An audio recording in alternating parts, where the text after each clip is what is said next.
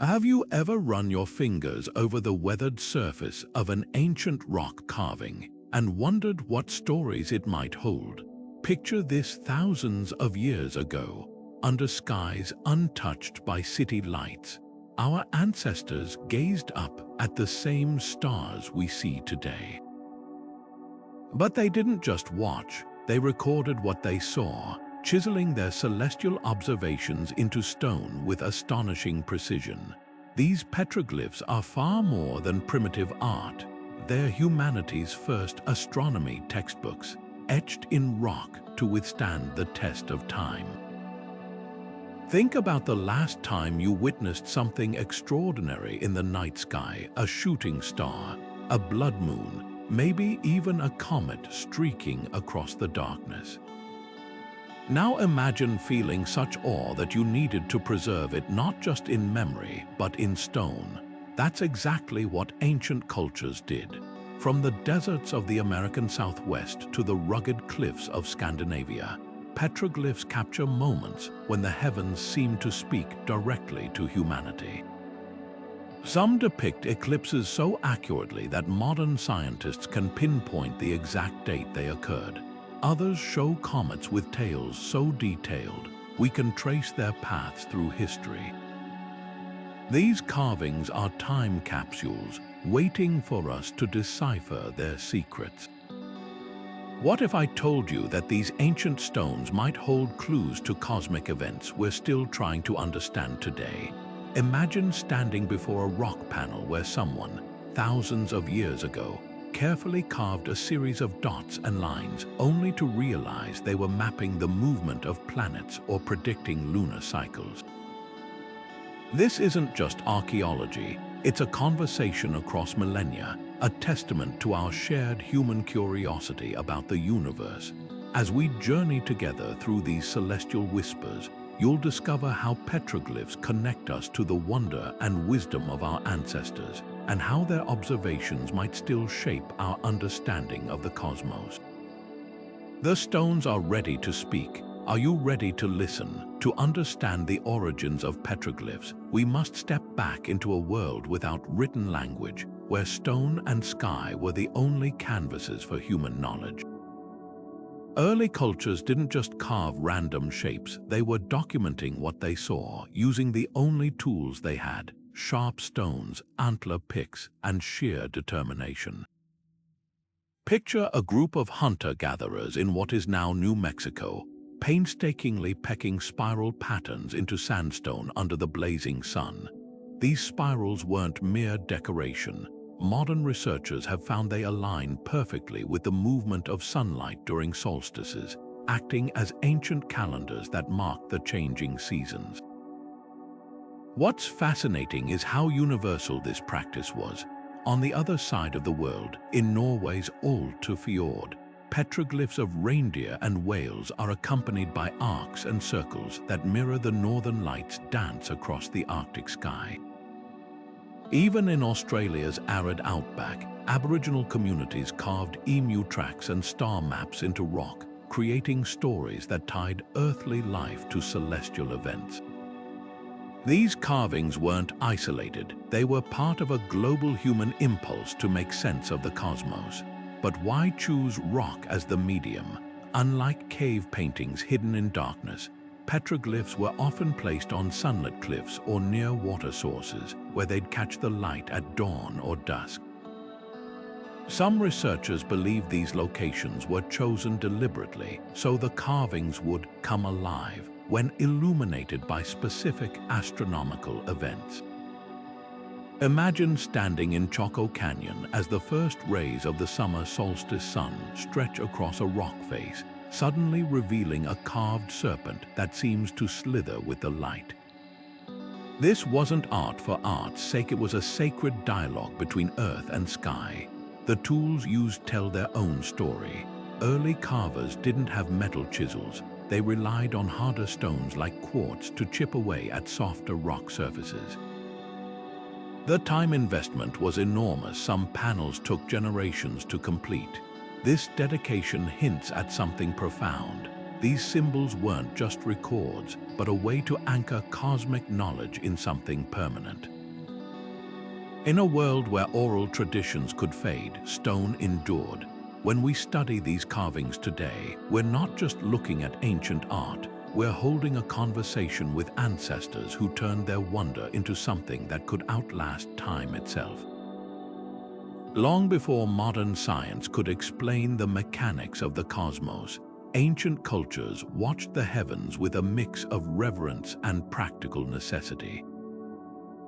Take the Great Basin of North America, where the Paiute people carved intricate patterns into stone to mark the appearance of the brilliant comet Hale-Bopp over 2,000 years ago. These carvings weren't just artistic expressions, they were celestial bulletins, warning of droughts or signaling the best times to plant crops. Similarly, in Chaco Canyon, the ancestral pueblones etched spirals onto cliff faces that perfectly capture the sun's position during solstices, turning entire rock walls into solar calendars. But it wasn't just about tracking time. Some petroglyphs depict events so rare they'd only occur once in a lifetime. In Sweden, a carving known as the Sun Horse shows a disc with radiating lines, a near-perfect match for historical records of a total solar eclipse that darkened Scandinavian skies around 3,000 years ago. Imagine the awe of witnessing the sun vanish in the middle of the day, then feeling compelled to preserve that moment in stone for future generations. These carvings weren't mere records, they were acts of survival, ways to prepare for celestial events that could disrupt weather patterns or animal migrations. Even meteor showers left their mark. In Australia's Murujuga region, Aboriginal artists dotted rocks with clusters of small, circular pits that mirror the radiant points of the Eta Aquariids, a meteor shower still visible every April. These weren't random dots, they were maps of the night sky, aligning with oral traditions that described stars falling like rain. Halfway across the world, the ancestral pueblones carved jagged lines arcing across boulders in New Mexico, likely depicting the same Leonid meteor storm that Chinese astronomers recorded in the year 999.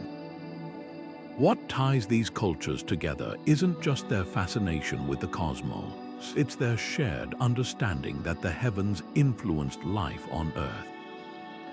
A petroglyph in Arizona's V-Barvi heritage site shows a crescent moon cradling a cluster of stars, possibly representing a supernova visible in the year 1066. For the Sinagua people who carved it, this celestial explosion might have signaled upheaval or divine intervention. Today, we can match these carvings to astronomical data, proving that our ancestors weren't just storytellers, they were meticulous observers, turning rock into a language that transcended millennia. The true brilliance of these petroglyphs lies in their duality. They served as both scientific records and spiritual touchstones. In Norway's Alta Fjord, a carving of a reindeer with antlers stretching toward a series of dots might depict the constellation we now call Orion, a hunter mirrored in the sky and on Earth. For the Sami people, this wasn't just a star map, it was a sacred bond between the earthly and the divine.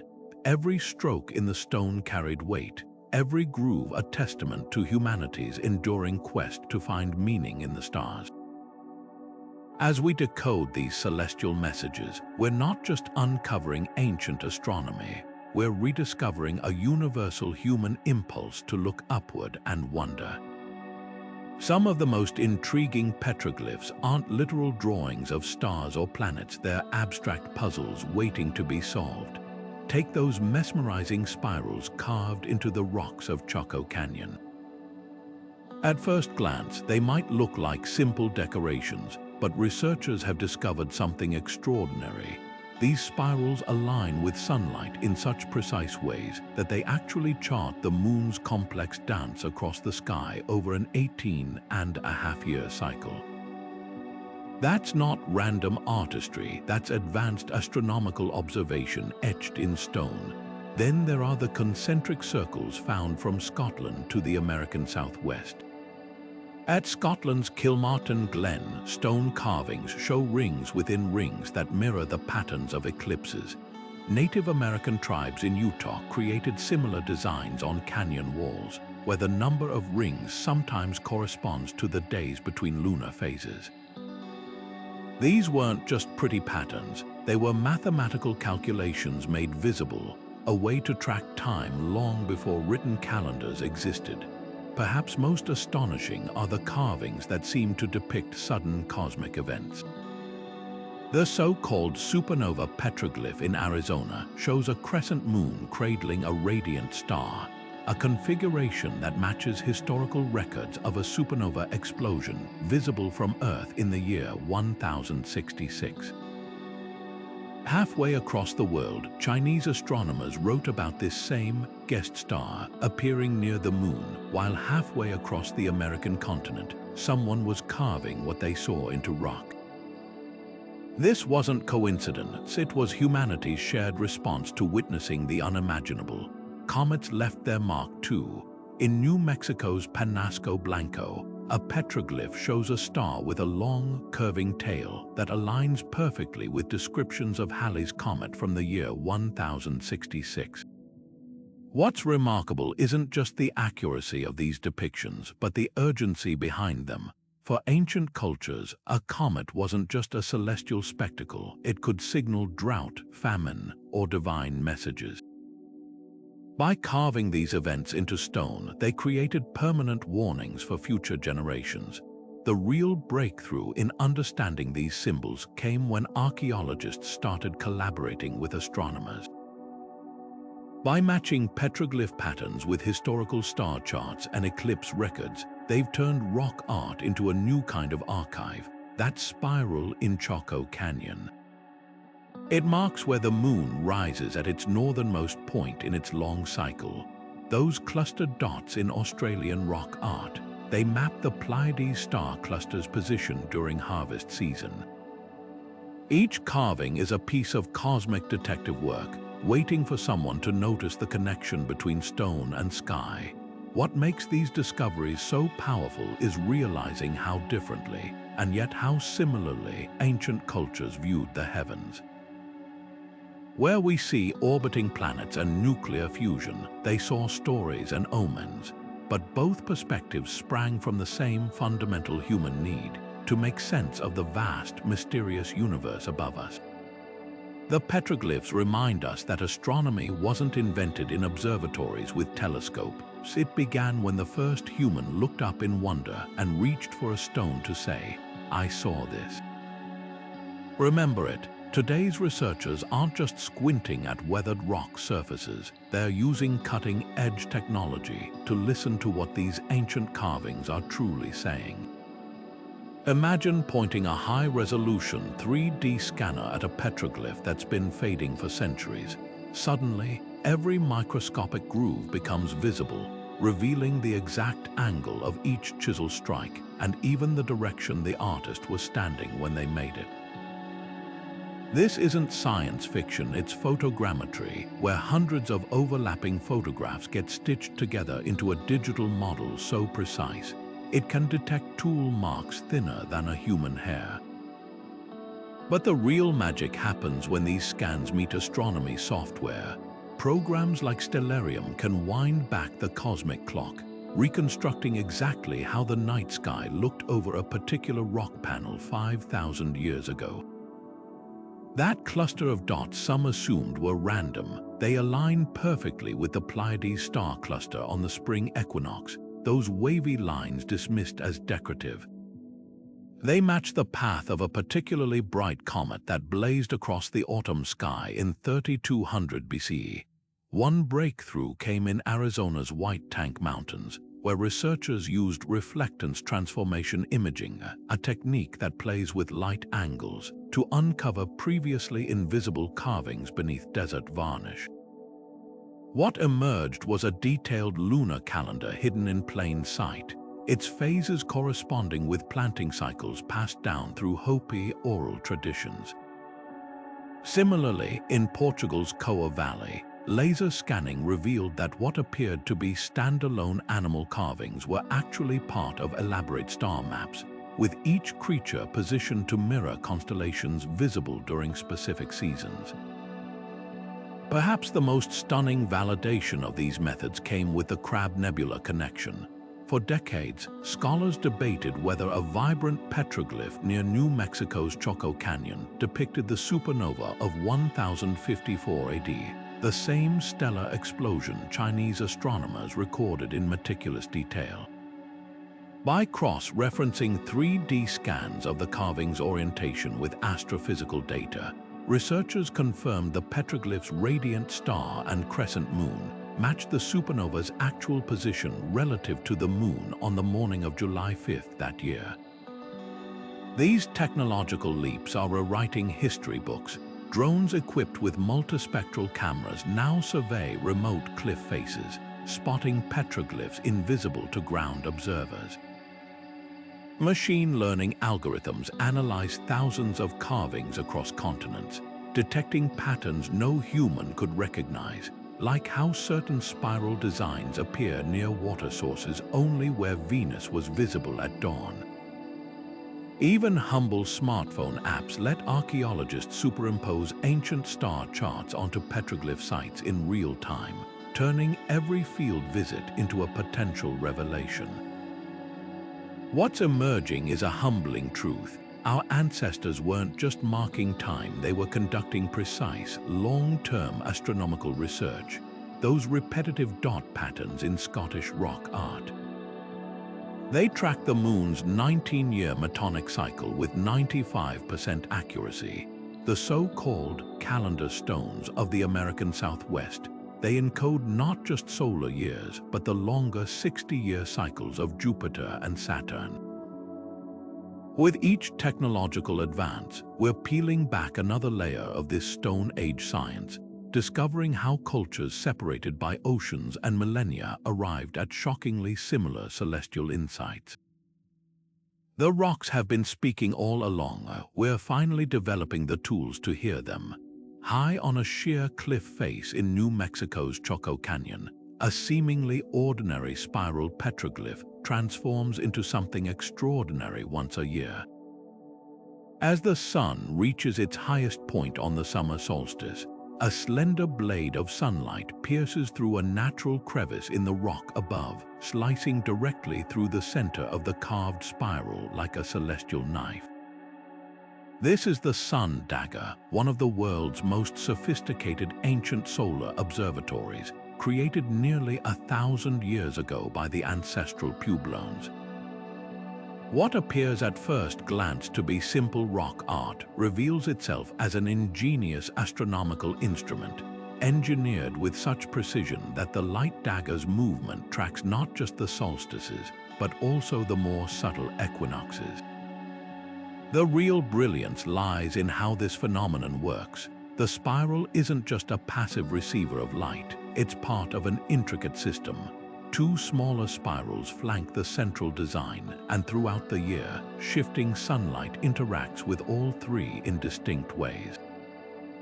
During winter solstice, twin daggers of light bracket the largest spiral, while at the spring and autumn equinoxes, a serpentine shadow perfectly divides it. These aren't random effects, they're the result of meticulous planning. Researchers have calculated that the ancestral Puebloans likely spent generations observing the sun's movement before carefully selecting this exact rock face and painstakingly pecking the spirals into position with stone tools. But why go to such lengths? For the ancestral Puebloans, the Sun-Dagger was far more than a calendar. It was a sacred interface between earth and sky, synchronizing their agricultural cycle with celestial events. When the summer solstice dagger appeared, it signaled the time to plant crops before monsoon rains arrived. The winter solstice alignment marked the start of ceremonial periods when communities gathered in Chaco's great houses. Even the spiral shape held meaning, mirroring the cyclical nature of seasons, life, and the cosmos itself. What's astonishing is how this knowledge persisted without written records. The Sun-Dagger's rediscovery in the 1970s by artist Anna Sofer proves how effectively its designers encoded their wisdom in stone. Sofer noticed the spiral while sketching petroglyphs, but it wasn't until she returned at noon on the summer solstice that she witnessed the dagger's appearance, a phenomenon hidden in plain sight for centuries. Modern archaeologists using laser scans have since found similar, smaller-scale solar markers throughout Chaco Canyon, suggesting an entire network of astronomical observatories. The Sun-Dagger's legacy extends beyond its scientific precision. It embodies a worldview where celestial patterns and earthly life were inseparable. Unlike modern astronomy's detached observations, the ancestral Puebloans saw the sun's journey as a living dialogue, one they captured in stone to guide both practical decisions and spiritual understanding. As the solstice light pierces that spiral today, it doesn't just mark time. It connects us across centuries to people who turned a cliff face into a conversation with the cosmos. Now let's cross the Atlantic to Scotland's Kilmartin Glen, where standing stones and carved spirals tell another chapter of this ancient astronomical story. In the coastal cliffs of Sweden's Tanum, a sprawling gallery of Bronze Age petroglyphs tells a story far richer than first meets the eye. Among the thousands of carved ships, warriors, and ploughing scenes, clusters of cup marks and concentric circles appear, some arranged in patterns that mirror star constellations visible in northern skies. One particularly striking panel shows a human figure holding what looks like a sun disk, flanked by zigzagging lines that could represent the shimmering ribbons of the aurora borealis. For the people who carved these images 3,000 years ago, the northern lights weren't just pretty lights, they were celestial rivers where spirits traveled, their movements as significant as the changing seasons. Travel south to Portugal's Coa Valley, and the petroglyphs take on a different but equally cosmic dimension. Here, alongside graceful depictions of horses and aurochs, are strange symbols resembling ladders or branching trees. Archaeoastronomers have noticed these ladders often face east, aligning with the sunrise during equinoxes. Even more intriguing, some animal figures are carved with their backs arched as if leaping, a pose that matches the orientation of the Taurus constellation during spring nights when these carvings were likely made. These weren't random artistic choices, they were deliberate connections between earthly creatures and their celestial counterparts. The Loughcrew cairns in Ireland offer perhaps the most dramatic proof of Europe's ancient sky watchers. Inside these 5,000-year-old passage tombs, spiral carvings on stone slabs become illuminated only during the spring and autumn equinoxes, when sunlight pierces the narrow entrance to strike specific symbols. One famous stone, known as the equinox stone, is covered in radiating lines and circles that glow gold for just 20 minutes as the rising sun hits them at precisely the right angle. Modern measurements show the tomb's builders adjusted the passage slope by mere centimeters over generations to maintain this alignment, a testament to their precision and dedication. What unites these European sites is their creators' shared vision of a universe where sky and earth were intimately linked. The Tanum carvers saw gods in the auroras, the Coa Valley artists tied animal migrations to star movements, and the Loughcrew builders turned entire tombs into seasonal clocks. Unlike the solitary Sun-Dagger of Chaco Canyon, these European examples often appear in communal spaces, suggesting celestial knowledge wasn't just for priests or astronomers, but woven into daily life and collective memory. Now, as we turn our gaze to Africa, we'll discover how cultures on that continent developed their own unique relationships with the cosmos through stone. Across the vast expanse of the Sahara, where dunes shift like ocean waves, the Tassili Enaja Plateau rises like an ancient library of stone. Here, among towering rock formations, thousands of petroglyphs tell stories of a greener Sahara. one where giraffes once roamed and humans danced beneath star-filled skies. But look closer and you'll notice something extraordinary. Clusters of tiny dots arranged in precise patterns, some forming constellations we still recognize today.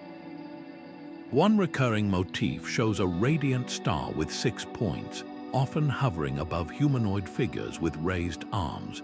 Could these be depictions of Sirius, the brightest star in Earth's night sky, revered by cultures from the Dogon of Mole to the pharaohs of Egypt? The connection grows stronger when you consider the Dogon people's astronomical knowledge. Long before telescopes, their oral traditions described Sirius as part of a binary star system, a fact Western science only confirmed in the 19th century. Some researchers believe this wisdom may have roots in much older Saharan cultures, preserved in petroglyphs that date back over 7,000 years. On certain tasseli panels, the Sirius star appears alongside crescent shapes that might represent the moon's phases, suggesting these carvers weren't just artists but meticulous celestial archivists. Journey south to the Drakensberg Mountains, and the petroglyphs take on a different but equally cosmic character. San rock art here often features elongated, ghostly figures with lines radiating from their heads as if bathed in starlight. Many of these shamans are shown reaching toward crescent-shaped symbols or clusters of dots that mirror the Magellanic Clouds, 2 dwarf galaxies visible only from the southern hemisphere. For the San people, these celestial formations were part of a living tapestry where the spiritual and astronomical intertwined. Their carvings capture moments of celestial communion when shamans bridged the earthly and cosmic realms. What's striking is how these African traditions echo across the continent. In Namibia's Twyfelfontein, spirals and concentric circles carved into sandstone align with solstice sunrises, much like their counterparts in Chaco Canyon. Ethiopia's Tiya-Steel's ancient obelisks covered in symbols include carvings that may represent the Pleiades, a star cluster important for seasonal calendars. Even in Egypt's western desert, petroglyphs predating the pyramids show star patterns that later became central to pharaonic astronomy. The diversity of these symbols speaks to a shared human impulse, yet each culture imprinted its unique perspective on the stone. Where Tassili's artists saw celestial beings guiding humans, the San envisioned shamans ascending to the stars. Where Egyptian carvers mapped the heavens to align their pyramids, Dogon ancestors may have encoded Sirius secrets. Together, these petroglyphs form a continent-wide dialogue with the cosmos, one that proves our ancestors' celestial curiosity was as boundless as the African sky itself. As we turn toward Asia, prepare to discover how petroglyphs along the Silk Road reveal even more layers of this ancient astronomical legacy. High in Mongolia's Altai Mountains, where the sky stretches endlessly above windswept valleys, ancient petroglyphs tell stories of celestial beings that still resonate today. One remarkable panel shows a human figure standing beneath an enormous sun with radiating lines, while crescent moons and star clusters float overhead. But look closer, the human's arms are raised toward a serpentine dragon twisting across the rock face. This isn't just decoration, it's a visual echo of Mongol creation myths, where celestial dragons were believed to control the movement of the sun and stars. Similar carvings appear near ritual sites, suggesting these images weren't merely observed but worshipped as portals to the divine. Travel southwest to India's Edakal caves, and the petroglyphs take on a different but equally cosmic character. Here, among carvings of elephants and tribal dances, are precise clusters of dots that mirror the Pleiades star cluster, known in Hindu astronomy as the Kritika. These stars held deep significance in Vedic texts, marking the start of the agricultural year when they appeared at dawn. What's fascinating is how these petroglyphs align with oral traditions still preserved by local tribes, who describe the stars as six sisters watching over the harvest. The stones, it seems, kept their stories alive long after the original carvers vanished. Perhaps most astonishing are the petroglyphs of Toro Muerto in Peru, where desert winds have polished stones into canvases for the cosmos. Among geometric patterns and dancing figures, researchers have identified sweeping arcs of dots that may represent the Milky Way, a river of stars that Inca cosmology called Mayu, the celestial counterpart to the Amazon. Some carvings show this starry river branching like a tree, mirroring Andean legends of the cosmos as a great divide between upper and lower worlds. The same motif appears in textiles and pottery across the region, proving how deeply astronomy was woven into daily life. What unites these diverse sites is how they transform universal celestial phenomena into culturally specific narratives. Mongolia's dragons, India's star sisters, and Peru's cosmic rivers all spring from the same human impulse to explain the unexplainable by tying it to the familiar. A shooting star wasn't just space debris burning up. It might be a dragon's fiery breath or a spirit crossing between worlds. The moon's phases didn't merely mark time, they reflected the moods of deities or the cycling of cosmic battles. Now, as we cross the Pacific to the Americas, we'll find petroglyphs that take this celestial storytelling to even greater heights.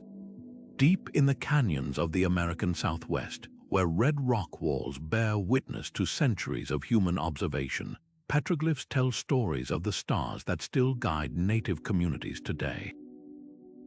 The Hopi people speak of a prophecy carved in stone serpentine figures, twisting across rock faces that may depict not just earthly creatures, but celestial visitors. When these petroglyphs align with the summer solstice sunlight, casting undulating shadows like snakes in motion, elders recognize the fulfillment of ancestral knowledge. These serpent carvings might represent more than mythology. Some researchers suggest they record specific comet appearances, with their sweeping tails mirroring the brilliant streaks that once lit up ancient skies.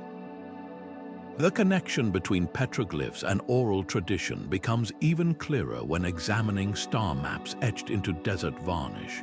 Near modern-day Flagstaff, a boulder covered in carefully placed dots mirrors the Pleiades cluster, known to the Hopi as the Chuhukan, or hard heads, whose autumn rising signaled the time to plant winter crops. What's remarkable is how these carvings match stories passed down through generations. In Navajo cosmology, the same star cluster represents the Diliae, the seeds scattered by Black God to create the constellations. The petroglyphs aren't just illustrations. They're mnemonics, physical anchors for complex astronomical knowledge that guided planting, harvesting, and ceremonial cycles. Some of the most telling examples emerge when comparing petroglyphs across regions. In Chaco Canyon, spirals that track lunar cycles find their echo in Zuni oral traditions describing the moon's slow walk across the sky. Meanwhile, Navajo star ceilings painted replicas of constellations on ceremonial hogans show the same patterns found in ancient rock art hundreds of miles away. This isn't coincidence, it's evidence of a shared astronomical language that predates written records. The practical applications of this knowledge were as sophisticated as they were vital. Petroglyphs near the Rio Grande depict not just static stars but dynamic events. One panel shows a crescent moon cradling a bright dot, a configuration that recurs in Pueblo stories about the moon concealing Venus. Such events weren't merely observed, they were calculated. Researchers have found that certain petroglyph arrays functioned as horizon calendars, where the rising sun would illuminate specific carvings only on solstices or equinoxes. These weren't primitive attempts at astronomy, they were precise instruments for synchronizing human activity with cosmic rhythms. Perhaps most moving is how these carvings served as intergenerational teaching tools. At Utah's 9-Mile Canyon, a sequence of petroglyphs shows the changing position of the Big Dipper throughout the seasons, a visual textbook for tracking time. Elders likely used these carvings to teach younger generations how to read the night sky, turning stone into a classroom. This living tradition continues today. Modern Hopi and Navajo astronomers still consult both petroglyphs and oral histories when interpreting celestial events, proving that these rock-bound records were never meant to be static artifacts, but active participants in an ongoing dialogue with the cosmos. The sophistication of Native American star knowledge challenges outdated notions about primitive astronomy. When a petroglyph in Arizona's V-Bar-V site accurately depicts the supernova of 1066, or when Lakota winter counts pictographic calendars record the same solar eclipse as carvings in Wyoming, we're witnessing independent scientific inquiry spanning centuries. These cultures didn't just watch the skies, they developed systematic methods for predicting eclipses, tracking planetary movements, and correlating celestial patterns with ecological changes, all without telescopes or written records. As we turn our gaze to other ancient astronomical traditions, from Babylonian clay tablets to Egyptian temple alignments, we'll discover how cultures separated by oceans arrived at strikingly similar celestial insights. But what makes Native American petroglyphs unique is their enduring role as living documents, still consulted and revered by the descendants of those who first carved them. The stones didn't just record the stars, they became stars themselves, fixed points in an ever-turning universe of knowledge. When we think of ancient astronomy, towering monuments like Stonehenge or Egypt's Great Pyramid often steal the spotlight, and for good reason. These colossal structures demonstrate sophisticated celestial alignments, with Stonehenge's heel stone marking the summer solstice sunrise and the pyramid shafts pointing to Orion's belt. But while megaliths impress with their scale and precision, petroglyphs tell a different kind of story. Carved across continents on cliffs, boulders, and cave walls, these ancient markings offer something megaliths rarely can: a window into the everyday stargazer's mind. Where Stonehenge required generations of coordinated labor, a single person with a sharp rock could etch their celestial observations into stone, making petroglyphs astronomy's most democratic ancient record. Consider the sheer variety. In Arizona's petrified forest, a lone traveler might have paused to carve a crescent moon beside a burst of stars, capturing a meteor shower. Meanwhile, on Scotland's Orkney Islands, an entire community could have added to spirals that tracked lunar cycles over centuries. This adaptability is what sets petroglyphs apart. Unlike fixed monuments designed for specific alignments, rock carvings evolved alongside human understanding. A panel in Utah's Capitol Reef shows layers of celestial symbols, some faded, others crisper, revealing how knowledge accumulated like pages in a notebook. When a comet appeared or an eclipse startled observers, petroglyphs offered a way to update the record without rebuilding entire structures. Yet petroglyphs share a crucial trait with their monumental cousins: intentionality. Just as the pyramid's architects aligned corridors with pinpoint accuracy, petroglyph creators chose their canvases carefully. In Chaco Canyon, spirals were placed where sunlight would transform them into solstice markers. Norway's Alta Fjord carvings face northward to mirror the aurora's dance. Even the rock itself mattered: dark basalt for contrast, sandstone for longevity, or quartzite that glittered like stars under moonlight. These weren't casual doodles, they were deliberate placements turning natural landscapes into cosmic interfaces. What truly distinguishes petroglyphs is their storytelling power. Where Stonehenge's stones whisper of elite astronomers, petroglyphs speak in many voices. A hunting scene in South Africa's Drakensberg Mountains includes stars that may represent the Magellanic Clouds, tying celestial patterns to earthly survival. New Mexico's pottery mound petroglyphs blend stars with Kachina figures, weaving astronomy into spiritual narrative. Unlike the impersonal precision of megalithic calendars, these carvings pulse with human perspective, a supernova remembered as a deity's eye, or the Milky Way depicted as a serpent winding across the rock. But interpreting these records isn't straightforward. Without written keys, researchers must cross-reference petroglyphs with oral traditions, archaeological finds, and modern astronomy software. When a Hopi elder identifies a spiral as representing the sun's journey, or a Navajo star map matches petroglyphs in Colorado, the stones begin to speak. Yet challenges remain: natural erosion, modern vandalism, and the loss of indigenous knowledge threaten these celestial archives. Unlike pyramids that dominate horizons, petroglyphs often hide in plain sight, their true significance overlooked until sunlight hits at just the right angle or a researcher asks the right question. The beauty of petroglyphs lies in their duality. They're both personal and universal, fleeting and eternal. A child's handprint beside a star cluster in Argentina's Cave of Hands reminds us that astronomy wasn't just for elites. It belonged to hunters, farmers, and curious minds gazing upward. While megaliths awe us with their engineering, petroglyphs touch us with their intimacy. They're the sticky notes of antiquity, left on nature's refrigerator door. We were here. We saw this, remember. Deciphering petroglyphs is like trying to read a book where half the pages have faded and no one remembers the language.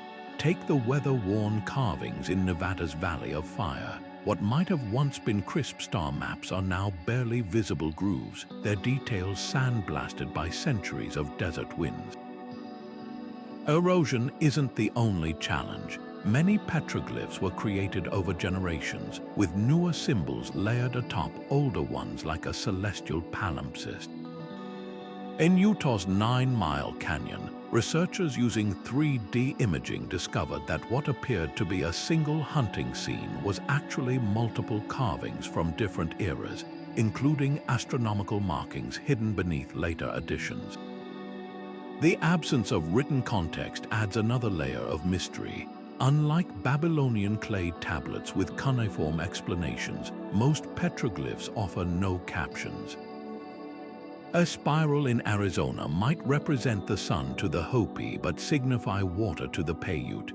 Some symbols likely serve dual purposes. A cluster of dots could map stars one day and mark a sacred ritual site the next.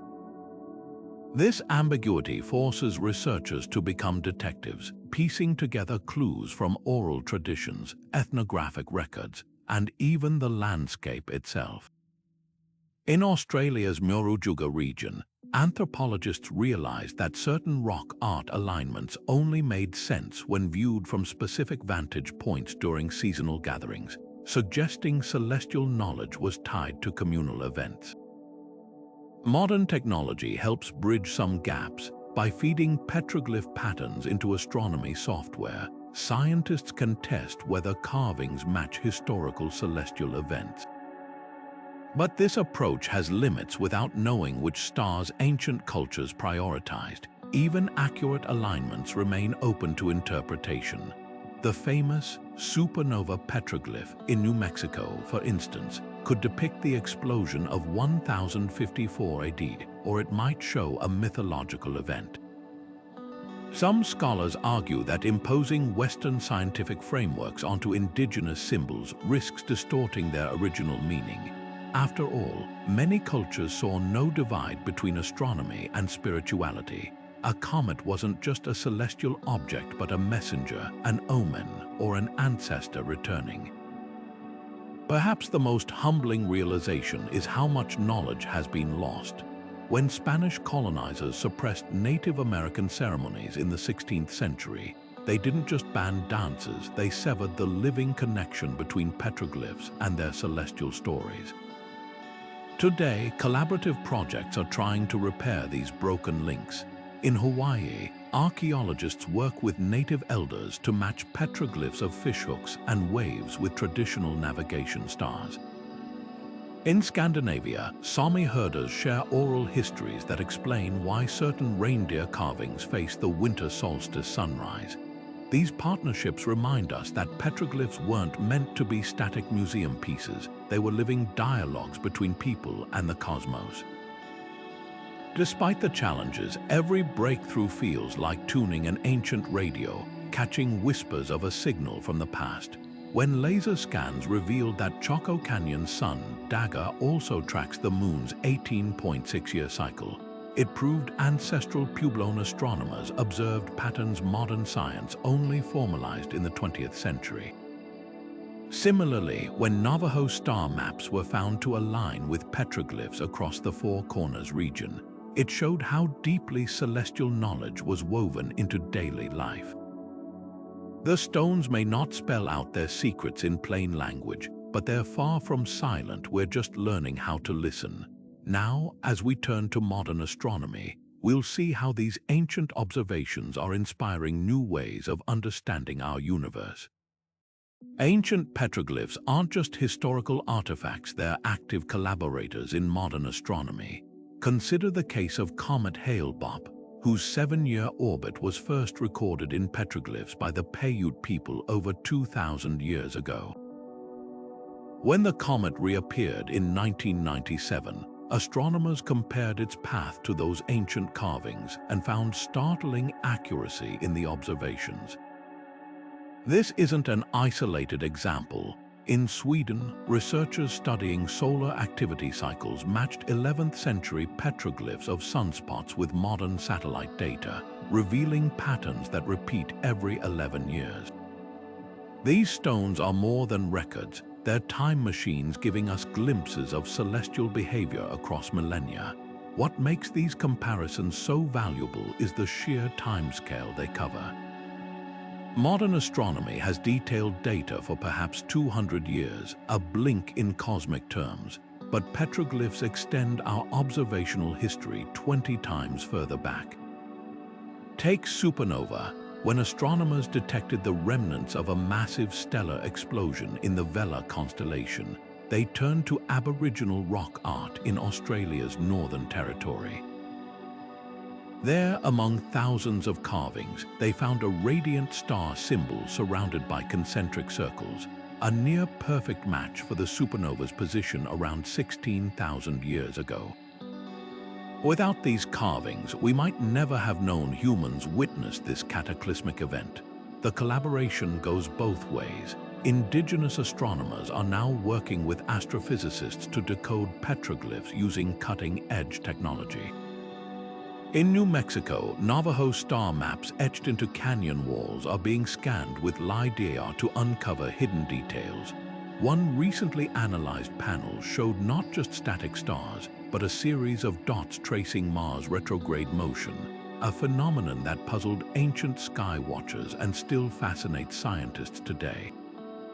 Similarly, Hawaiian petroglyphs of fishhooks and waves are helping researchers reconstruct how Polynesian navigators used star paths for ocean voyages, blending traditional knowledge with modern celestial mechanics. Perhaps most unexpectedly, petroglyphs are reshaping how we study cosmic hazards. In Arizona's White Tank Mountains, a petroglyph depicting a fiery streak across a human figure was long considered mythological, until researchers realized it matched historical accounts of a meteorite impact in the year 1094. By cross-referencing such carvings with asteroid databases, astronomers have identified previously unknown near-Earth objects that may pose future risks. These stones aren't just about the past, they're helping safeguard our future. The true power of this ancient modern partnership lies in its humility. For all our telescopes and supercomputers, we're realizing that some cosmic truths were carved in stone long before we thought to look up. When a Hopi elder points to a petroglyph and explains how its spirals predict lunar eclipses using cycles modern science confirmed only in the 1960s, it's a reminder that astronomy has always been a human endeavor, one that transcends time, technology, and tradition. Now let's explore how these celestial carvings were more than scientific records. They were sacred bridges between earth and sky. To the ancestral Puebloans, a solar eclipse wasn't just an astronomical event. It was the moment when the sun serpent swallowed its own tail, signaling a time for prayer and renewal. This profound connection between celestial phenomena and spiritual belief turns every petroglyph into more than a record. It becomes a sacred text written in stone. Across the globe, cultures imbued the stars with meaning far beyond their physical presence. In Australia's Arnhem Land, Aboriginal elders still point to rock carvings of the Milky Way, known as the River of Stars, explaining how it guided spirits to the afterlife. The act of carving wasn't merely observational, it was ceremonial, a way to anchor cosmic power into the earth itself. Consider the Navajo concept of the Star People. Petroglyphs depicting human figures with radiating lines or horned headdresses may represent celestial beings who brought knowledge to the first clans. These aren't just artistic motifs, they're theological documents preserving creation stories where the sky and earth were inseparable. Similarly, in Scandinavia, Bronze Age carvings of ships sailing beneath crescent moons likely depict not just boats, but vessels carrying souls across the cosmic sea, a belief echoed in Viking sagas written millennia later. The same symbols serve dual purposes, practical markers for navigation and spiritual maps for the journey beyond life. The urgency behind these carvings becomes clear when we recognize how celestial events shaped entire worldviews. A supernova might herald the birth of a god, like the Zuni's knife star, whose petroglyph appearance coincided with a brilliant stellar explosion around the year 1000. Eclipses often signaled societal reset points. Hopi oral histories describe clans gathering to renew covenants after the sun went dark, events memorialized in rock art showing concentric circles with jagged edges. Even the rhythmic pulse of the moon's phases held spiritual weight. Petroglyphs tracking lunar cycles in New Mexico's Fajada but double as ceremonial calendars, dictating when to plant, harvest, or conduct coming-of-age rituals. What's striking is how these spiritual interpretations align with ecological wisdom. The Yupik people of Alaska carved aurora patterns into ivory and stone, believing the shimmering lights were ancestral spirits playing ball with a walrus skull. Modern scientists now know those same auroras reflect solar storms that disrupt animal behavior, proving spiritual narratives often encoded practical survival knowledge. This duality is everywhere. Polynesian navigators' star maps were also creation chants. African, Kung shamans' celestial carvings doubled as healing diagrams. The separation we make today between science and spirituality simply didn't exist for these cultures. The cosmos was a living, speaking entity. Now, as wind and weather erase these fragile carvings, we're not just losing art, we're losing sacred libraries. In Utah's Bears Ears National Monument, a petroglyph panel showing the constellation Orion has faded by nearly 40% in the last 50 years due to acid rain. Meanwhile, in India's Edakal caves, bacterial growth threatens star maps that have guided monsoon predictions for 3,000 years. The race to preserve these sites has sparked innovative partnerships, like the Navajo Nation's use of 3D imaging to digitally repatriate petroglyphs removed by 19th century collectors. Other projects train indigenous youth in photogrammetry, blending traditional knowledge with technology to safeguard their celestial heritage. Perhaps the most poignant preservation efforts are those honoring the carving's original purpose. In Hawaii, elders have revived the practice of creating new petroglyphs during celestial events, using traditional stone tools to record the 21st century's great conjunctions alongside ancient star paths. Similarly, Norwegian Sami herders now coat their ancestral aurora carvings with protective silica, not to freeze them in time, but to ensure they can still speak during solstice ceremonies. These living traditions remind us that petroglyphs were never meant to be static museum pieces, but active participants in humanity's eternal conversation with the cosmos. The delicate etchings that have survived for millennia now face threats our ancestors could never have imagined. In Utah's 9-mile canyon, bullet holes scar petroglyph panels where vandals have used ancient star maps for target practice. Along Norway's coastline, rising sea levels and stronger storms are dissolving 1,000-year-old carvings of the northern lights into salt-streaked ghosts. Even the breath of tourists poses a danger. In Argentina's Cueva de los Monos, the carbon dioxide from thousands of visitors has accelerated the fading of vibrant celestial handprints that once glowed like constellations on the cave walls. These aren't just acts of destruction, they're chapters ripped from humanity's oldest astronomy textbook. Against these challenges, a coalition of scientists, indigenous leaders, and preservationists are mounting an unprecedented defense.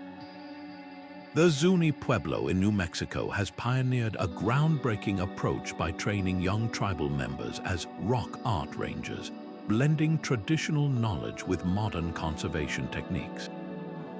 Armed with moisture sensors and microclimate monitors, these guardians document how temperature fluctuations and fungal growth threaten petroglyphs that track the solstices. Meanwhile, in Australia's Burrup Peninsula, Aboriginal elders work with chemists to develop protective coatings derived from native plants, a far cry from the synthetic sealants that once damaged the very carvings they aim to preserve. Technology has become an unexpected ally in this fight. Laser scanning teams in Sweden's Tanum UNESCO World Heritage Site have created millimeter-perfect digital twins of Bronze Age aurora carvings, allowing researchers to study fragile panels without touching them.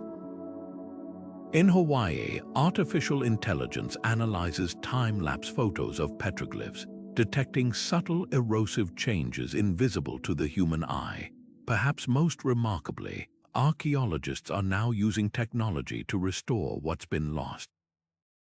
At Colorado's Canyons of the Ancients, multispectral imaging has revealed celestial symbols beneath layers of desert varnish. Star maps unseen for centuries now glowing back to life on computer screens. Yet preservation efforts walk a tightrope between protection and access. Petroglyphs hold deep spiritual significance for indigenous communities, many of whom oppose physically altering sites even to save them. The Navajo Nation's solution, virtual reality. At Canyon de Chelly, visitors don VR headsets to explore high-resolution scans of star-aligned carvings while the actual stones remain undisturbed. Similarly, Norway's Alta Museum built replica panels where tourists can make rubbings of famous aurora petroglyphs, sparing the originals from pencil marks and oils. These compromises honor both cultural heritage and the human urge to connect with these ancient sky stories. The stakes couldn't be higher. When a petroglyph fades, we don't just lose art, we lose irreplaceable astronomical data. Those spirals in Chaco Canyon contain records of solar cycles that could help modern scientists understand long-term climate patterns. The comet carvings in New Mexico's Mesa Prieta may hold clues about how often near-Earth objects pass through our solar system. Unlike books locked in climate-controlled libraries, these stone archives stand exposed to the elements, their knowledge literally weathering away with each passing storm. What gives hope is seeing how preservation efforts are sparking a global movement. School children in Scotland adopt local cup and ring petroglyphs, monitoring them like junior astronomers. Crowdsourced photography projects track erosion rates across continents.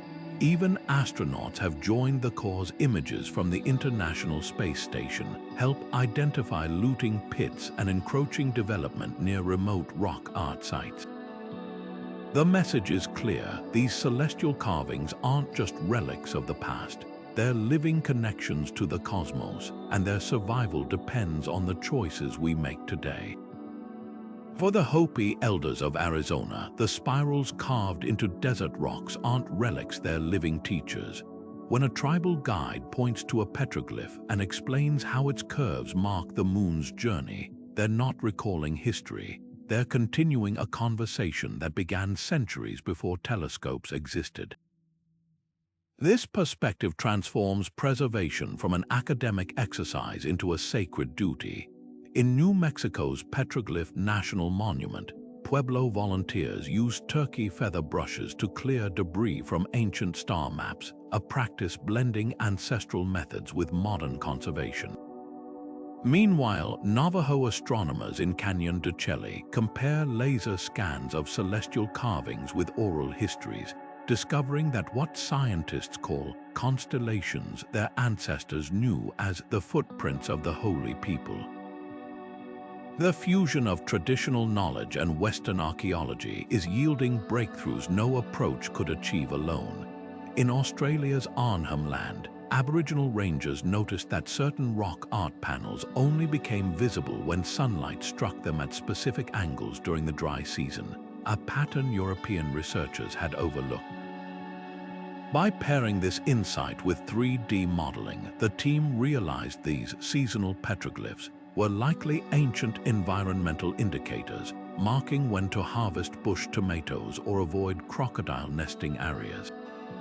Similarly, in Canada's British Columbia, Heiltsuk Nation elders recognized that a cluster of dots dismissed as decorative actually mirrored the positions of salmon spawning streams when viewed from particular vantage points. These collaborations prove that Indigenous stewardship isn't just about protecting petroglyphs, it's about listening to them. Educational initiatives are amplifying this exchange. At the University of Alaska Fairbanks, Inupiat Elders co-teach courses where students analyze Arctic petroglyphs using both astrophysics software and traditional stories about the aurora. In Norway, Sami youth document ancestral carvings with smartphone apps that overlay reindeer migration patterns onto star maps. Even children are participating. Elementary schools near Utah's Bears Ears National Monument partner with Ute elders to create augmented reality projects where students interview holographic ancestors about solstice-aligned petroglyphs. These programs do more than transmit knowledge, they repair broken connections. As one Zuni cultural advisor explained, when our children touch those carvings, they're holding their great-grandparents' hands across time. The impact extends beyond cultural revival. Indigenous perspectives are reshaping how scientists interpret petroglyphs globally. Where archaeologists once saw hunting scenes, Maori scholars in New Zealand recognized lunar calendars guiding ocean voyages. Cherokee astronomers in North Carolina demonstrated that zigzag carvings, long classified as lightning symbols, instead track the Milky Way's seasonal shifts. This paradigm shift acknowledges what indigenous communities always knew. These carvings were never just art or records, but multidimensional texts combining astronomy, navigation, spirituality, and survival wisdom. Perhaps the most profound lesson lies in how these partnerships approach preservation. While Western conservation often focuses on physical protection, installing barriers or climate controls, indigenous methods emphasize active engagement. In Sweden, Sami herders reintroduced reindeer grazing near petroglyph sites to prevent vegetation from obscuring the carvings, reviving a centuries-old symbiotic relationship between animals and rock art. Hawaiians practicing traditional copper cloth making now gather dyes near star-aligned petroglyphs, maintaining the ecological balance these sites depend on. These practices reveal a radical truth. Petroglyphs don't need to be frozen in time to be preserved. They thrive when their living connections to land, sky, and community are nurtured. As we turn to education, we'll see how classrooms worldwide are using these ancient sky maps to inspire new generations of astronomers, not with textbooks, but with stones that still speak. Imagine a classroom where students aren't just reading about ancient astronomy, they're reaching out to touch it. Across the country, schools are bringing petroglyphs into learning spaces through life-sized replicas cast from original carvings. In Arizona, middle schoolers trace their fingers along the grooves of a reproduced Chaco Canyon spiral, watching as projected sunlight recreates the solstice dagger effect right on their classroom wall. These tactile experiences do more than teach celestial mechanics. They forge emotional connections. When a child lines up wooden pegs to match the Pleiades carvings from Australia's Murujuga region, they're not just learning star patterns, they're stepping into the mindset of an Aboriginal elder who charted those same stars millennia ago. Museums are taking this immersion even further. The Smithsonian's National Museum of the American Indian features an interactive exhibit where visitors use augmented reality tablets to activate petroglyph panels. Wave your device over a carved bighorn sheep, and suddenly the constellation it represents, perhaps Orion or Taurus, springs to life overhead. Nearby, motion sensors trigger audio recordings of Navajo star stories when visitors mimic petroglyph poses. This blend of ancient symbols and modern technology creates a dialogue across time, proving that these carvings aren't relics but living teaching tools. The most transformative educational programs weave Indigenous voices directly into the curriculum. At Utah's edge of the Cedars State Park Museum, Hopi elders co-teach astronomy units, showing students how to read petroglyph calendars that still accurately predict planting seasons. In Norway, Sami storytellers visit schools with portable replicas of aurora carvings, using them to explain both traditional legends and modern climate science. These partnerships reshape how history is taught, not as a distant timeline, but as an unbroken thread connecting past and present.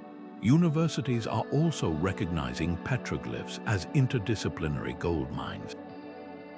Stanford's archaeology department runs field schools where students document celestial carvings using 3D photogrammetry, then analyze the data alongside astrophysics majors.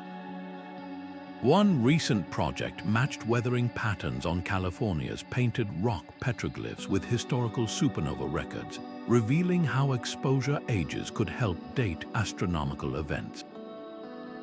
Meanwhile, anthropology students at the University of New Mexico conduct ethnographic interviews with Pueblo elders, preserving oral traditions that give context to petroglyphs modern science alone can't decipher. The ripple effects extend beyond formal education. National parks from Hawaii volcanoes to Minnesota's Jeffers petroglyphs now offer night sky programs where rangers use laser pointers to connect constellation carvings with actual stars overhead. In Australia's Northern Territory, Aboriginal rangers lead Star Story walks, pointing out how rock art mirrors the seasonal appearance of the emu in the sky, a dark nebula formation central to Dreamtime narratives.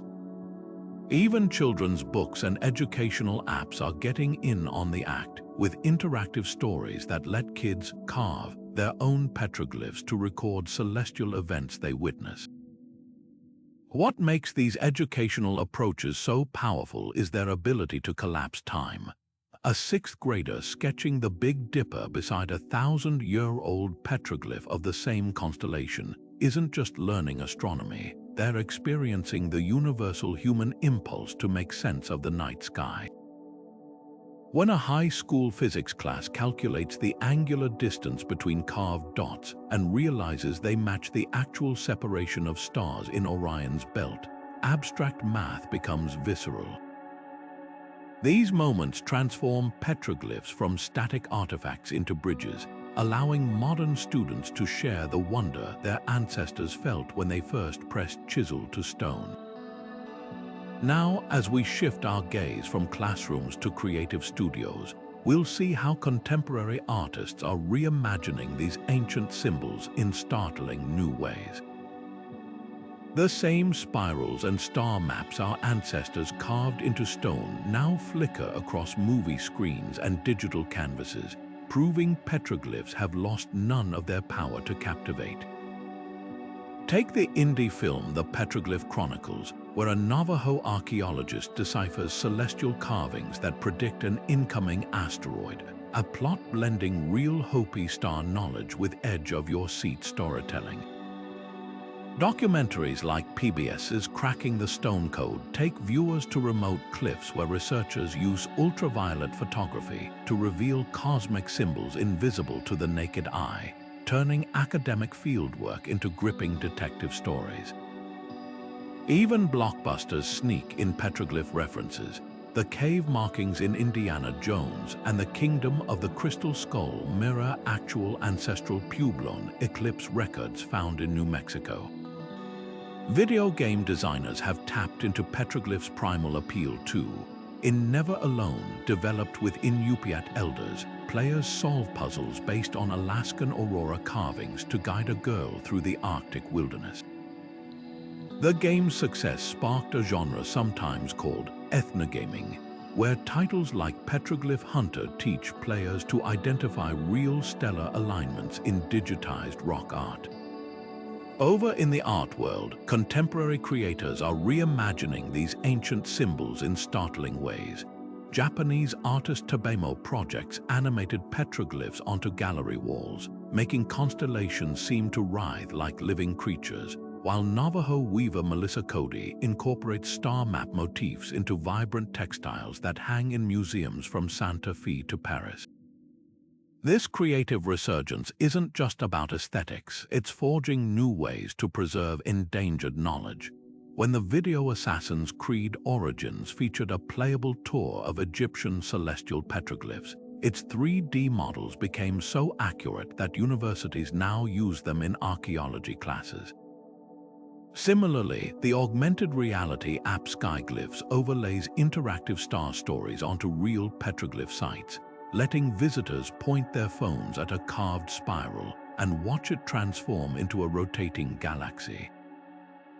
Even music has joined the movement. Composer Raven Chacon's orchestral piece Sweet Land incorporates laser scans of New Mexico's comet carvings, translating their grooves into haunting musical notes played on traditional Pueblo flutes. What makes this cultural moment so significant is how it honors petroglyphs not as dead artifacts, but as living inspiration. Graphic novelist N.D. Stevenson's Lumberjane series features a teen deciphering moon phase carvings to solve supernatural mysteries, mirroring how modern Hopi kids still learn solstice predictions from elder-guided rock art hikes. At Santa Clara Pueblo, potter Kathleen Wall creates ceramics etched with constellations from local petroglyphs, sold with QR codes linking to Tuwa star legends. This interplay between ancient and modern proves petroglyphs were never meant to be locked in the past, their dynamic symbols adapting to each generation's tools and tales. Now, let's confront the shadow side of this fascination, the wild theories and contested interpretations that swirl around these celestial carvings.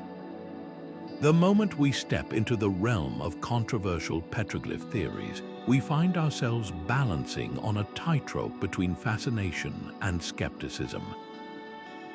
Some carvings, like the infamous wand-wielding figures in Utah's Sego Canyon, have been interpreted by a vocal minority as evidence of ancient astronaut encounters. These towering, hollow-eyed forms with what appear to be antennae or helmets certainly spark the imagination, but archaeologists point to similar figures in Hopi Kachina rituals, suggesting they represent spiritual beings rather than extraterrestrials.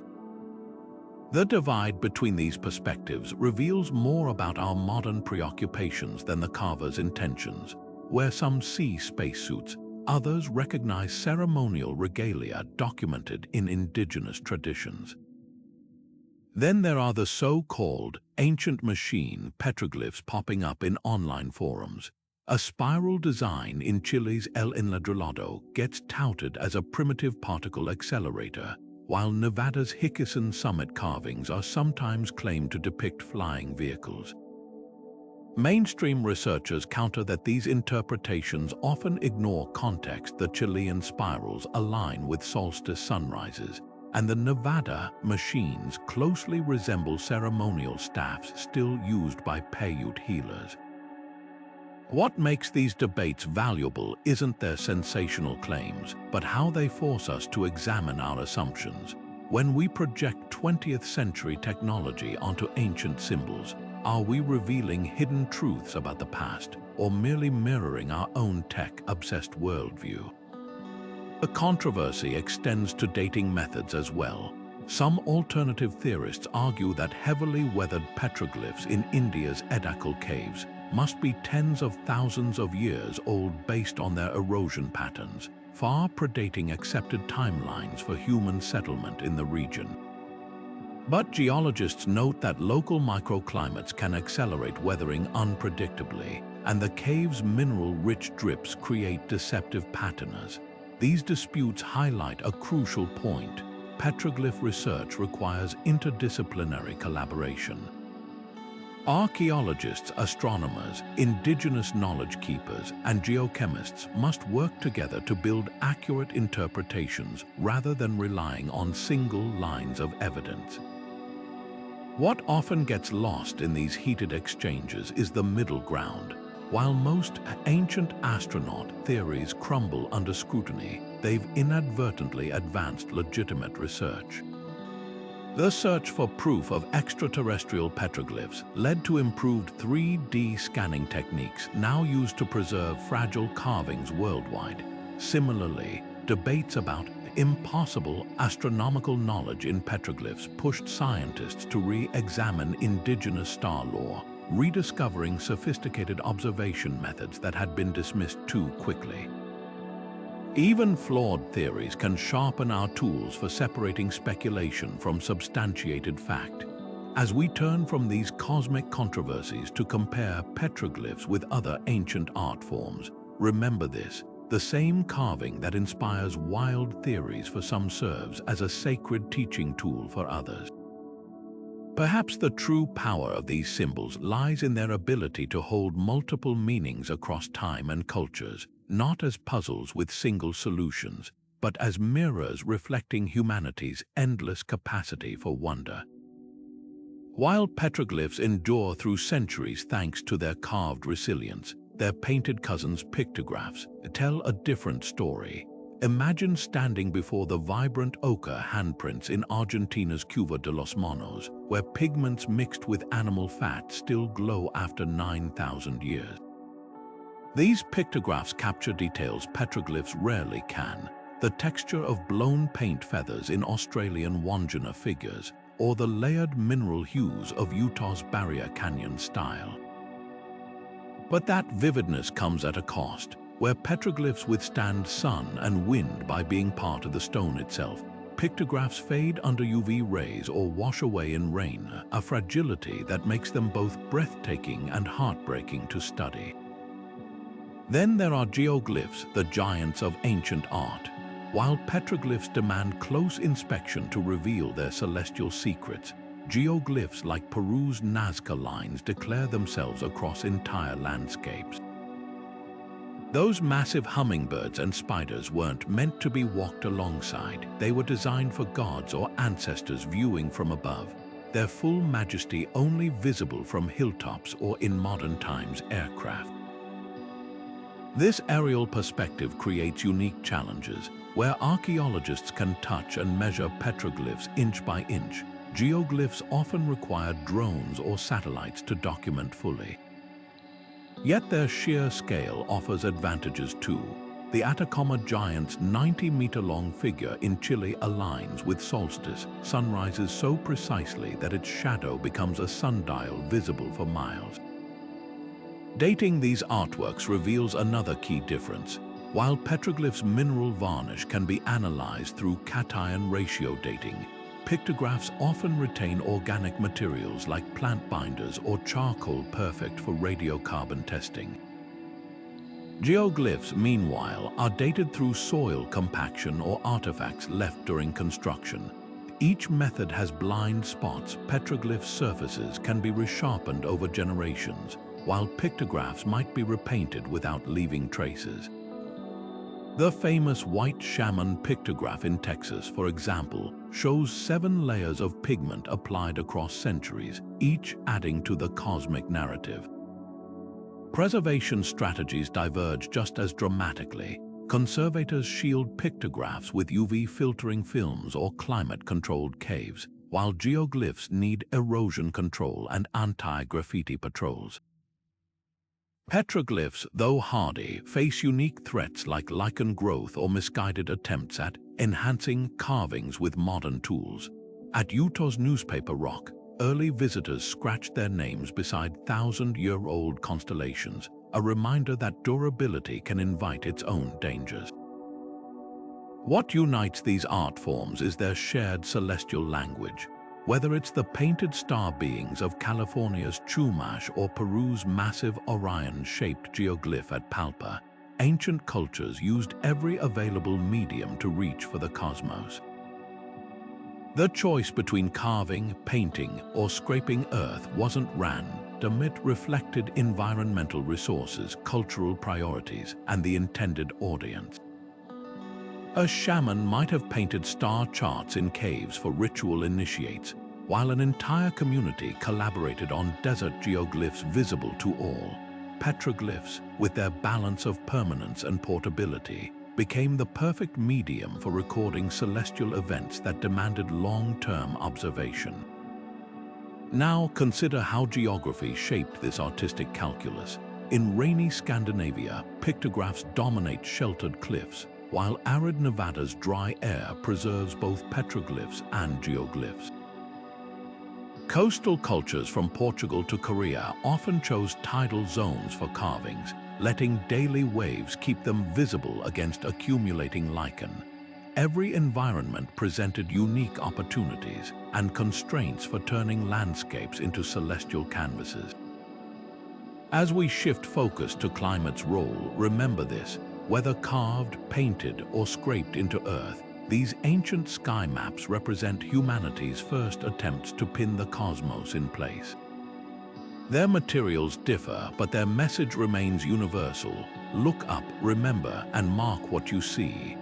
The desert sun that bleaches the rocks of Arizona's petrified forest has unwittingly become a guardian of history, baking ancient star maps into the stone with near-perfect preservation. Meanwhile, in the misty forests of Scandinavia, lichen creeps over Bronze Age aurora carvings, softening their edges like time-lapsed sandpaper. This stark contrast reveals a fundamental truth: petroglyphs don't just record celestial events, they're shaped by the very environments that cradle them. Take the sandstone cliffs of Utah's 9-Mile Canyon, where iron-rich patina forms a protective desert varnish over carvings, darkening them against erosion. This natural preservative has kept solstice markers crisp for millennia, while identical symbols carved into limestone along Ireland's Atlantic coast have weathered into ghostly impressions, their details surrendered to salt spray and rain. Rock type plays an equally decisive role. The ancestral Pueblones favored sandstone for their elaborate astronomical panels, relatively soft for pecking with stone tools, yet durable enough to last. But this trade-off had limits. At New Mexico's Petroglyph National Monument, researchers found that carvings on vertical basalt flows retained twice as much detail as those on nearby sandstone after just 5 centuries. Basalt's hardness made initial carving laborious, but its crystalline structure resisted wind abrasion. Similarly, Australia's Murujuga region hosts the world's densest concentration of petroglyphs precisely because its iron-hard dolerite ridges defy erosion, preserving 40,000-year-old emu tracks and star clusters that would have vanished on softer stone. Microclimates create surprising preservation pockets. High in the Andes, freezing temperatures at night and intense UV radiation by day have paradoxically saved fragile carvings by minimizing lichen growth. One remote Peruvian panel at 14,000 feet records a supernova with such clarity that astronomers matched it to the year 1054. Yet just a valley away, carvings at lower elevations have been erased by moss and acidic fog. Coastal sites present their own puzzles. California's Chumash people carved tidal zone petroglyphs that spend half each day submerged, a strategy that seems counterintuitive until you realize the constant wave action scrubs away destructive lichens, leaving celestial symbols startlingly crisp. These environmental fingerprints offer archaeologists unexpected clues about ancient lifeways. When a team studying Wyoming's Legend Rock noticed that certain star maps only appeared on north-facing cliffs, they initially assumed it was random, until realizing those surfaces avoided the sun's harsh midday bleaching, making them ideal for long-term preservation. Similarly, the absence of petroglyphs in some areas isn't always proof they were never created. In Brazil's Amazon, researchers recently discovered that what appeared to be blank rock faces actually held faint carvings acidic rains had dissolved the outer layer, leaving only microscopic tool marks detectable with laser scanners. The survival lottery of petroglyphs also reshapes our understanding of ancient migration. The concentration of celestial carvings in arid zones like Namibia's Twyfelfontein or Arizona's Superstition Mountains might reflect not just cultural preference, but pragmatic choices about where knowledge would endure. When Polynesian navigators reached Hawaii's lava fields, they adapted their star carving techniques to the island's volcanic basalt, creating designs deeper and wider than their Pacific counterparts to compensate for faster erosion. Even the angle of carving mattered. Oklahoma's Black Mesa petroglyphs were intentionally cut obliquely into the rock face to shield them from sand-laden winds, a technique still visible in their crisp edges today. Climate change now threatens to rewrite this delicate balance. Rising temperatures in Mongolia's Altai mountains are melting permafrost that once protected petroglyphs from temperature fluctuations, causing ancient star charts to flake off in sheets. In the American Southwest, increasingly intense monsoon rains are dissolving desert varnish that took millennia to form, leaving carvings vulnerable. But there are hopeful adaptations. Conservationists in Portugal's Coa Valley now apply microscopic silica coatings derived from local plants to petroglyphs, mimicking nature's preservative mechanisms. Meanwhile, Navajo rangers in Canyon de Chelly have revived traditional methods, using juniper ash to create protective barriers against modern acid rain. What emerges is a profound realization. Petroglyphs weren't just placed in landscapes, they were conversations with them. The choice to carve a lunar calendar into a particular cliff face wasn't arbitrary. It reflected an intimate understanding of how rock chemistry, sun exposure, and seasonal winds would collaborate to preserve that knowledge. When we find a 5,000-year-old carving of the Pleiades still legible on a Patagonian outcrop, we're not just seeing ancient astronomy, we're witnessing the triumph of human ingenuity over entropy, a pact between culture and geology to defy time itself. Determining the age of petroglyphs is like trying to solve a puzzle where half the pieces are missing, but scientists have developed ingenious ways to fill in the gaps. One of the most reliable methods involves studying patination, the natural darkening of rock surfaces over time. When a petroglyph is carved, it exposes fresh stone that gradually weathers and accumulates mineral deposits. By measuring the thickness and chemical composition of this patina layer, researchers can estimate whether a carving is centuries or millennia old. In Arizona's petrified forest, this technique revealed that a spiral petroglyph aligned with the summer solstice sunlight had been slowly darkening for at least 1,200 years. But patination alone can't always tell the full story. That's where stratigraphy comes in, the study of rock layers and soil deposits. At Nevada's Winnemucca Lake, archaeologists found petroglyphs buried beneath sediment layers containing ancient pollen and volcanic ash. By carbon dating those organic materials and cross-referencing with known volcanic eruptions, they pinned the carvings to between 10,000 and 14,000 years old, making them some of the oldest in North America. Similar breakthroughs occurred in Portugal's Coa Valley, where flood sediments preserved celestial carvings beneath layers that could be precisely dated, proving humans were mapping stars as early as 20,000 years ago. For more recent petroglyphs, researchers sometimes get lucky with organic clues trapped in the rock itself. In Western Australia, a team discovered tiny fragments of beeswax embedded in the grooves of a star map carving. Radiocarbon dating revealed the wax was smeared into the design around 1,600 years ago, likely during a ceremonial repainting. Similarly, in California's Coso Range, analysis of plant fibers stuck in a carved crescent moon helped confirm it was created during a documented lunar eclipse in the year 824.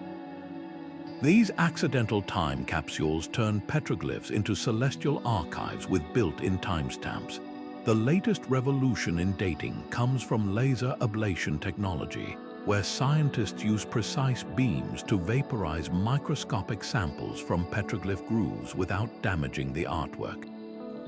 This allows them to analyze the mineral content at a molecular level, detecting trace elements that change predictably over time. At New Mexico's Chaco Canyon, laser ablation of a solstice-aligned spiral revealed unexpected zinc deposits that matched atmospheric conditions during a known drought period in the 11th century. Suddenly, what was once just a pretty carving became a historical record of both astronomical knowledge and environmental adaptation. Stylistic comparisons offer another fascinating approach. Just as art historians can date a painting by analyzing brushstrokes or pigments, archaeologists examine carving techniques, tool marks, and recurring motifs. The distinctive, pecked style of ancestral Puebloan petroglyphs, with their evenly spaced indentations, differs markedly from the incised lines of Scandinavian boat carvings or the polished grooves of Aboriginal star maps. When these styles appear alongside pottery shards or tools of known age, they create a cultural timeline. A breakthrough came when researchers realized that comet carvings in Colorado's Mesa Verde matched depictions on Mimbres pottery from the same period, allowing them to date the petroglyphs to within a 50-year window around the year 1000. What makes these dating methods so valuable isn't just pinpointing when a petroglyph was made. It's understanding how celestial knowledge evolved across generations. In Norway's Alta Fjord, stylistic shifts in aurora carvings show how observations became more precise over 800 years, likely as knowledge passed from master to apprentice. Similarly, layered carvings in Utah's 9 Mile Canyon reveal how star maps were updated as new astronomical events occurred, creating a palimpsest of human curiosity etched in stone. Each dating breakthrough peels back another layer of this ancient astronomical dialogue, proving that our ancestors weren't just passive observers of the cosmos. They were meticulous chroniclers, determined to preserve their celestial understanding for those who would come after. The earliest petroglyphs tell a silent story of human awakening, simple dots and dashes pecked into stone some 40,000 years ago, likely tally marks tracking lunar cycles or animal migrations. These rudimentary symbols represent humanity's first steps beyond the immediate present, an attempt to pin fleeting observations to something permanent. Fast forward 20,000 years, and those basic notations blossom into elaborate star maps, spirals charting solstices, and intricate narratives where celestial beings interact with humans. This transformation from pragmatic scratches to cosmic storytelling reveals one of our species' most profound leaps: the ability to think in abstractions, to see patterns in chaos, and to project meaning onto the night sky's scattered lights. Consider the progression at Francis Lascaux Cave, where early hunter-gatherers painted animals with startling realism around 17,000 years ago. Just a few meters away in the same cavern system, later artists carved constellations alongside those beasts, not as literal representations, but as symbolic connections between earthly prey and celestial cycles. This shift from depicting what the eye could see to illustrating invisible relationships marked a cognitive revolution. Suddenly, a carved circle wasn't just a moon, it became a timekeeper, a deity, a way to predict bison migrations based on its phases. The petroglyphs became a bridge between the visible and the conceptual, transforming survival knowledge into something approaching philosophy. The sophistication of these symbols grows clearer when comparing sites across time. In India's Bhimbetka rock shelters, layer upon layer of carvings show this evolution in action. The deepest, oldest strata contain basic zigzags and cupules, possibly representing rainfall or days past. Higher up, these give way to star clusters and sun symbols with radiating lines. By the uppermost layers, dated to around 4,000 years ago, entire mythic scenes unfold where human figures reach toward crescent moons and comet-like shapes. What began as practical record-keeping had blossomed into a complex cosmology, where celestial events weren't just observed but woven into cultural identity. Neuroscience helps explain this transformation. Brain imaging studies show that interpreting symbols activates the same frontal lobe regions responsible for abstract reasoning and future planning capabilities that expanded dramatically during our cognitive evolution. When an ancient carver painstakingly pecked a spiral to track the moon's 18.6-year cycle, they weren't just recording data. They were exercising mental muscles for long-term thinking, pattern recognition, and symbolic communication. These are the same skills that would later enable mathematics, writing, and scientific inquiry. In essence, petroglyphs are fossilized evidence of the modern mind taking shape. The most compelling proof of this mental leap comes from petroglyphs that encode multiple layers of meaning. Take the recurring hunter and prey motifs found from Spain to South Africa. At face value, they depict animals and human figures, but many align so that the hunter's spear points directly at the bright star Sirius, only visible during certain seasons. The same carving serves as a hunting manual, a stellar calendar, and likely a spiritual parable about the relationship between humans and cosmos. This ability to embed practical, astronomical, and mythological information into a single image suggests a cognitive flexibility indistinguishable from our own. What makes these ancient astronomers truly remarkable is their independence. Across continents and millennia, separated by oceans and language, cultures arrived at eerily similar celestial insights. The Puebloan spiral calendars mirror the mathematical precision of England's Stonehenge builders. Aboriginal star maps align with Polynesian navigation stones. This parallel evolution of cosmic understanding hints at something fundamental about human cognition, that given enough night skies and curious minds, abstraction and observation will inevitably intertwine. The petroglyphs remind us that our place in the universe isn't just as observers, but as storytellers who turn starlight into meaning. As we stand before these weathered stones today, we're not just looking at ancient art, we're witnessing the birth of human consciousness as we know it. Every time a modern astronomer traces a supernova's path using software, they're employing the same cognitive tools first honed by someone patiently chiseling dots onto rock beneath a starry sky. The petroglyphs challenge us to reconsider what primitive really means, because the minds that mapped the heavens without telescopes or written language were already fully, beautifully human in their boundless curiosity. Humanity's cosmic connection stretches back further than written history, etched into stone by hands that once traced constellations we still recognize today. These petroglyphs are more than ancient art, they're proof that staring at the night sky and wondering where we fit into its vastness is an essential part of being human. Consider the Navajo concept of the holy people, celestial beings whose paths across the heavens were carved into canyon walls as a way to anchor sacred stories to the physical world. Or the Aboriginal Australians who didn't just map the stars but wove them into the dreamtime, a living narrative where the Milky Way became a river flowing through both land and sky. These carvings reveal a universal truth. Every culture, no matter how isolated, looked upward and saw not just points of light, but a mirror reflecting their deepest questions and beliefs. What's striking is how these ancient astronomers balanced precision with poetry. The same spiral that marks a solstice in Chaco Canyon might also represent the journey of the soul in Hopi tradition.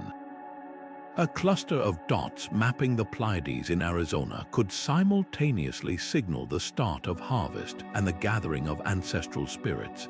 This duality, scientific observation intertwined with spiritual meaning, challenges the modern divide between logic and wonder. The ancestral Pueblones didn't need to choose between tracking lunar cycles and venerating the moon as a deity. For them, the measurable and the mystical were two sides of the same carved stone. Today, as city lights drown out all but the brightest stars, we've lost something vital, the nightly reminder of our smallness and our connection to something greater. Petroglyphs offer a corrective to this disconnect. Standing before a panel where someone 3,000 years ago recorded a supernova, you're not just looking at a historical artifact, you're participating in a lineage of curiosity that spans millennia. The impulse that led a Bronze Age carver to chisel the sun's path is the same one that drives modern astronomers to launch space telescopes. We're still asking the same questions, chasing the same awe. Preserving these stone sentinels is about more than protecting the past, it's about safeguarding portals to perspective. When lichen creeps over a celestial map in Norway's Alta Fjord, or graffiti mars a Hopi star calendar in Arizona, we're not just losing art, we're erasing chapters from humanity's collective diary. Initiatives like the UNESCO World Heritage designation of Sweden's Tanum petroglyphs or the Navajo Nation's digital archiving projects are crucial, but so are simple acts of reverence. Visiting these sites with care, supporting Indigenous stewardship, even just looking up more often, these gestures honor the legacy of those first stargazers who dared to carve their wonder into stone. The next time you stand beneath a clear night sky, try this. Find a constellation our ancestors recognized: Orion's Belt, the Big Dipper, the Southern Cross, and imagine the hands that first mapped it on rock. In that moment, you're not just an observer of petroglyphs, you become part of the continuum they represent. The stones have kept their vigil for centuries, whispering across time to remind us that the cosmos isn't just above us, it's within us, as enduring as the marks we leave behind. From the deserts of the Americas to the cliffs of Europe, petroglyphs stand as silent witnesses to humanity's enduring quest to decode the cosmos. These weathered stones don't just display stars and comets, they capture moments when entire civilizations pause to look up in awe, their chisels turning wonder into something tangible. Think of the ancestral pueblones tracking solstices with spirals that still catch the light after 1,000 years, or the Sami herders carving auroras into rock as if trying to pin the northern lights to Earth. Each mark is a conversation starter across time, a way for our ancestors to whisper, "We saw this too, we mattered." What's humbling is realizing these carvers worked without the tools we take for granted. No telescopes, no star charts, just patient observation passed down through generations. In New Mexico's Chaco Canyon, it likely took decades of watching before someone realized a particular rock face could become a solar calendar. In Norway's Altar, Bronze Age artists must have spent lifetimes noting how certain stars aligned with reindeer migration paths before etching them into stone. This wasn't casual stargazing, it was science in its purest form, a relentless pursuit of patterns in the chaos of the night sky. Yet petroglyphs offer more than just historical data. They're mirrors reflecting how differently cultures interpreted the same celestial events. Where the pueblones saw a supernova as a fiery deity, Norse carvers might have viewed it as a portent of Ragnarök. Aboriginal Australians traced emu shapes in the dark spaces between stars, while Polynesian navigators saw those same voids as pathways for ancestral spirits. These variations remind us that the universe doesn't come with an instruction manual. Every society wrote its own, using stone as the parchment. The urgency to protect these sites has never been greater. Climate change, vandalism, and even well-meaning tourists threaten petroglyphs at an accelerating pace.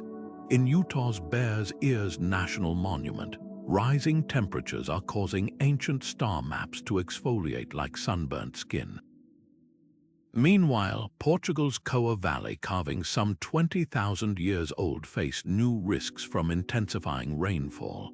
But there's hope in the innovative preservation efforts bridging ancient and modern. Navajo teams in Arizona use drones to monitor erosion without disturbing sacred sites, while Swedish researchers employ AI to predict how lichen will spread across aurora petroglyphs. Even schoolchildren are contributing, with classrooms in New Mexico adopting local carvings as celestial stewardship projects. What makes these efforts so vital is the living knowledge they safeguard. When a Hopi elder points to a petroglyph and explains how its spirals predict lunar eclipses using cycles modern science only recently confirmed, it's proof that these stones aren't relics, they're teachers. Similarly, when Norwegian teens laser scan Viking star maps to create augmented reality apps, they're not just preserving history, they're continuing it. The petroglyphs challenge us to rethink what progress means, showing how much we still have to learn from those who studied the sky with nothing but patience and stone tools. So tonight, step outside and let your eyes adjust to the darkness. Find Orion's belt or the Southern Cross constellations your ancestors might have carved into rock, and consider this: you're part of the same unbroken chain of curiosity that stretches back to the first human who looked up and wondered. The petroglyphs remind us that astronomy didn't begin with telescopes. It began with someone pressing a chisel to stone, determined to say, "I was here and the stars mattered to me."